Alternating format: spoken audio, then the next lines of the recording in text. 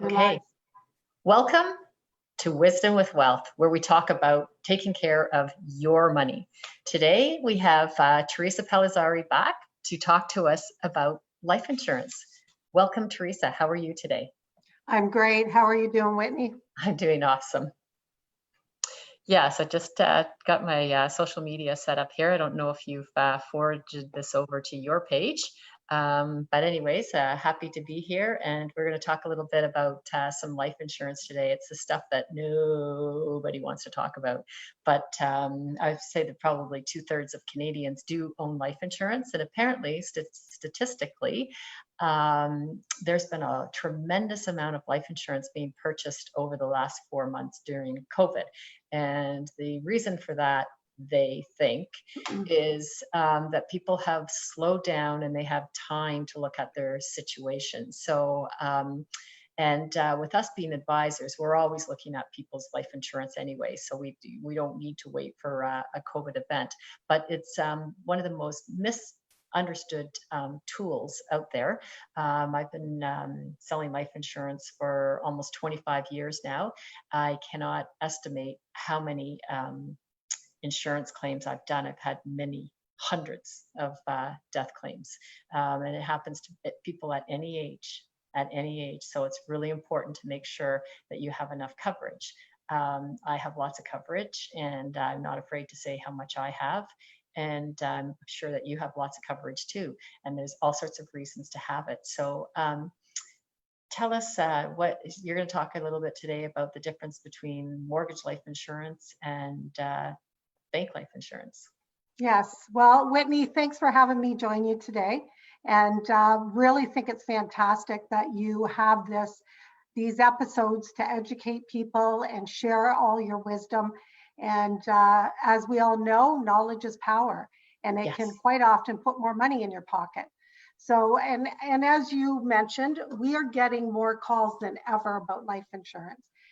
We live it and breathe it every day. Clients now have had time, people have had time to sit back and, really think about what's important in life and make sure that all those boxes are checked off. So I guess the most surprising thing to me is when I talk to people about their mortgage and ask them if they have mortgage insurance, and quite often they don't know, and they certainly don't know how much it is. So, I started thinking, why is that? Well, let's just walk through that for a couple minutes, and then I'll get into the difference of mortgage insurance versus term.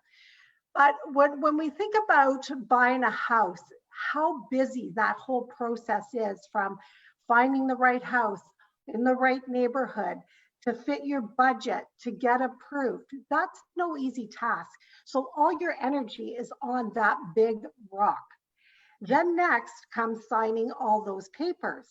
And at the end of all those papers, you're feeling overwhelmed, emotional, because you're making quite often the biggest purchase of your life. And from there, at the very end, they say, well, would you like to buy mortgage insurance? Mm-hmm. And you scratch your head and look at each other and think, well, I just spent $500,000 or $1 million, whatever it may be. And geez, what's another $60 to $100? Sure. Yeah. So from there, you've signed up. The next part of it is moving day. Moving day comes along, you get all moved, another big task. And then from there, you start making your mortgage payments, and the insurance is embedded in your mortgage payment. So it's not like you see it on a separate line on your bank statement, it's embedded. That's the reason people don't know, because they get their statements once a year and they may look at them or may not, and they kind of forget and they don't really know. I've had clients paying, and this is single people paying anywhere from $50 bi-weekly to $500 a month for insurance that they have no idea how it works. So wanted to bring that to your attention. It's not your fault, but it is your problem. Yes. So I've put together a simple chart just to help with explaining the difference of mortgage insurance versus term insurance, because you do have options.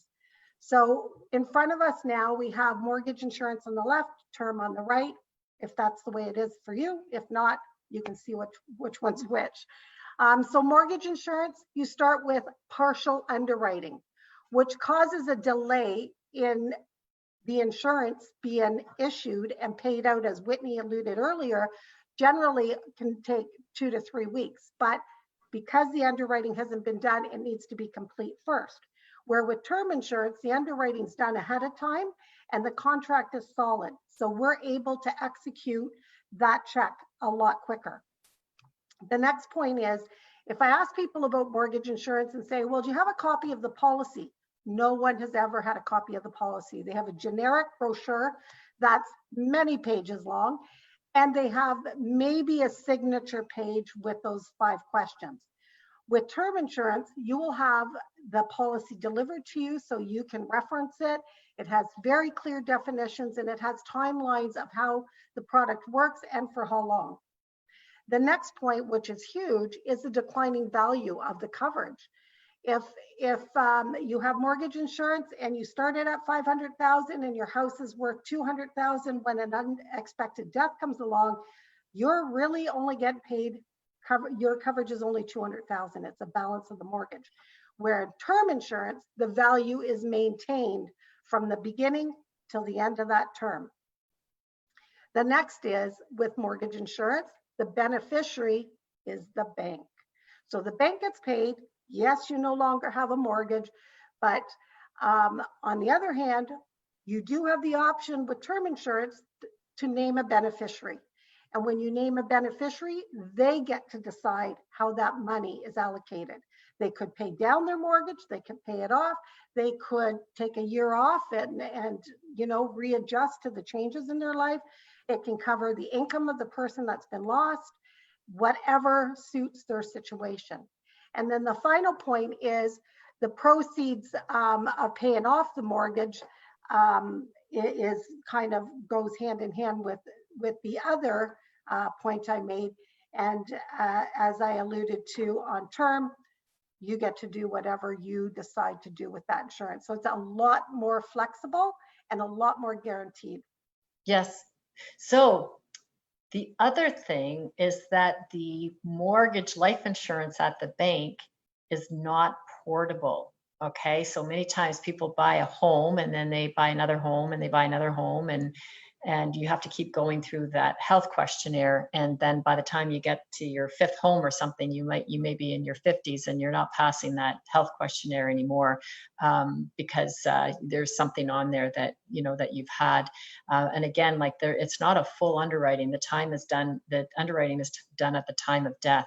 The biggest thing is that the mortgage life insurance premium, generally, probably like 90% of the time, it's more expensive at the bank because they just put all the risks together, whether you're female, male, smoker, non-smoker, health issues. So it's just really for anybody who's watching this video, take a look at what you have.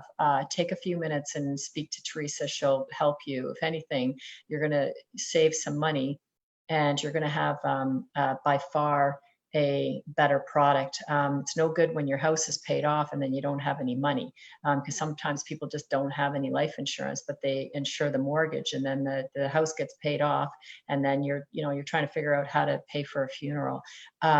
So this is really good information here. So it's actually a great little campaign. Right. Can I just share a real example of a policy that I recently had approved where the person was paying $400 at the bank and is now paying $113 a month for the next 20 years. Wow. That's a huge saving with many better benefits at the same time. So Whitney, can you talk to us a little bit about business insurance? Yeah, so life insurance for business owners. So anybody that has a line of credit or a loan at the bank, a lot of times the bank will do the same thing. They'll ask you to insure that loan. So that's fine, you do that. Again, you're paying more money, but there is a big difference. If you insure that debt, outside of the bank, you can assign the life insurance policy to the bank. This is what we do. And then when there is a death claim, that money will be paid out. But then there's also a credit that's added to the CDA account. So let me put that into English for people that aren't in accounting. So let's just say it's a $200,000 loan and I die. And so that $200,000 goes, and because the policy is assigned to the bank, I bought the policy through, let's say, Canada Life, and Canada Life is going to give that check to the bank and they're going to pay off the loan. But what happens is, because the policy is owned by my corporation, there becomes a $200,000 credit in my CDA account. So when my executors clean up my estate, there's $200,000 that can come out of my corporation without paying any income tax. No one in the bank is going to tell you that because they don't even have a life insurance license. So it's really important to talk to smart people who do this for a living. We not only write your policies, we actually do your death claim. There's no 1-800 number. You get us. You get us in the beginning and you get us in the end. And one other thing I'd like to say about life insurance inside a corporation is there's such thing as a permanent policy that actually has cash value inside of it. So it's the same thing where you're saving, your policy is inside your corporation, you're saving money inside that contract. And generally what happens with Canadians, this is talking about people that have money, we don't spend all our money in our lifetime. We don't spend nearly all of it. We just save, and then one day we die and we pay all our taxes and it goes over to our children. So any money that's inside of an insurance policy, which would be sitting in your corporation anyways, it's going to come out and it's going to flow through that notional CDA account, and it's going to come out without paying taxes on it. So life insurance is magical. It's complicated, and to me, it's fascinating. It's all that I ever wanted to do from when I was a little girl. Was I wanted to sell buckets of life insurance, and I do. I sell tons of it. So happy to talk to anybody, and happy for Theresa to talk to anybody too. So any final thoughts, Theresa? No, I think we have it covered. Those are the key points. And as Whitney said, if you have any questions, don't hesitate to reach out to us and ask away. Okay, so we'll put our email address below so anybody can just write to us personally if they want to. So we'll see you. We've been a little bit on hiatus here just because we've been so busy with the female entrepreneur series that's been eating up our time, but we really do want to keep doing the wisdom to wealth tips, and so we are committed to doing that. So we'll post those on YouTube, so you can always pick those up on a Google search. So we'll talk to you again real soon. Enjoy your summer, everyone. Bye-bye.